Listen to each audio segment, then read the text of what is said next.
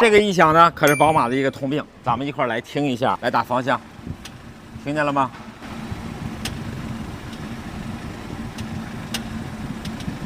嘎哒嘎哒，嘎哒嘎哒，就这个声音，听到了吧？这个音响呢是宝马的一个通病，很多的这款3系呢都会出现。一会儿呢，咱把车给举起来，看看这个音响到底是哪儿响的。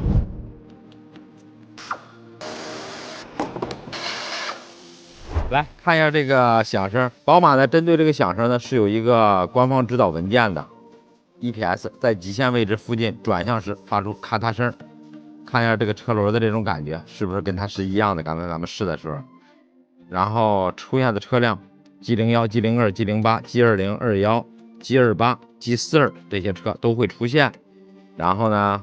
它会让你喷一些润滑剂，但是呢，不要喷在螺纹上边。宝马的这个润滑剂呢，它是有原厂配件号的，价格也比较贵，100多。所以呢，我们就用了这个高效白离子 WD-40的，这也是一个高品质的东西。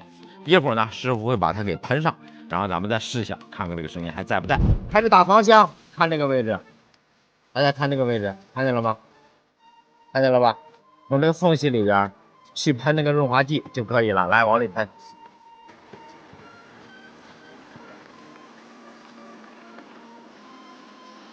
这个白色的锂剂纸喷完了之后呢，就要把这2个螺丝给紧上。宝马有要求，紧箍到19牛米。大家往这看，19牛米啊，来把它紧好。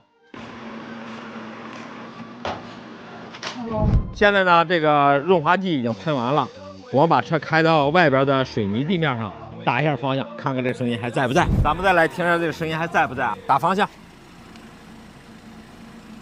听。一瓶小小的百里润滑脂，完美解决问题。